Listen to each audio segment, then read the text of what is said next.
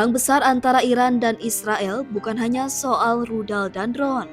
Ini juga soal kekuasaan dan masa depan politik tiga pemimpin paling berpengaruh saat ini. Ayatollah Ali Khamenei, Benjamin Netanyahu, dan Donald Trump. Siapa yang paling rentan? Siapa yang justru makin kuat? Dan apakah konflik ini akan mengubah arah sejarah Timur Tengah dan Amerika Serikat? Pemimpin tertinggi Iran Ayatollah Ali Khamenei kini berusia 86 tahun. Meski masih memegang kendali, perang ini membuka pertanyaan lama yang selama ini dianggap tabu. Siapa pengganti Khamenei? Menurut Christopher Phillips dari Queen Mary University London, kekacauan akibat konflik ini bisa mempercepat proses suksesi yang selama ini berjalan dalam bayang-bayang. Beberapa analis bahkan menyebut kemungkinan rekayasa pengunduran diri Khamenei sebelum wafat. Ini akan jadi peristiwa revolusioner karena biasanya pemimpin Iran menjabat hingga akhir hayat seperti pendahulunya Ayatollah Khomeini. Berbeda dengan Khamenei, Benjamin Netanyahu berada dalam tekanan langsung dan sangat publik.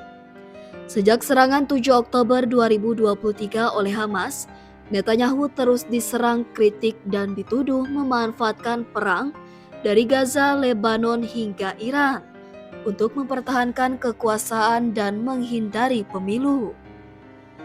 Meski saat ini dukungan terhadap operasi militer masih tinggi, gerakan pro-demokrasi dan oposisi tetap kuat. Nasib Netanyahu sangat bergantung pada koalisi pemerintahnya. Jika satu partai menarik dukungan, posisinya bisa runtuh seketika. Bagaimana dengan Presiden AS Donald Trump? Meski menyerang Iran tanpa persetujuan Kongres, Trump justru dinilai masih aman secara politik. Christopher Phillips menyebut Partai Republik masih solid mendukungnya, baik di DPR maupun Senat. Upaya pemakzulan kemungkinannya nyaris nol. Trump bahkan menggunakan minimnya kritik sebagai justifikasi bahwa semua keputusannya sah secara moral dan politik. Dari ketiga tokoh ini, siapa paling rentan? Menurut Phillips, jawabannya jelas Benjamin Netanyahu.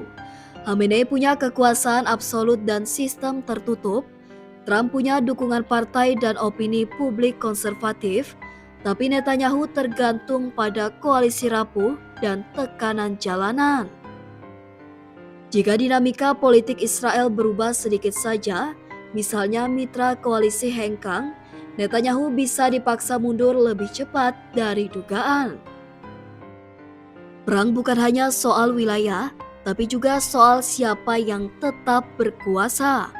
Di tengah darah dan debu, politik terus bergerak.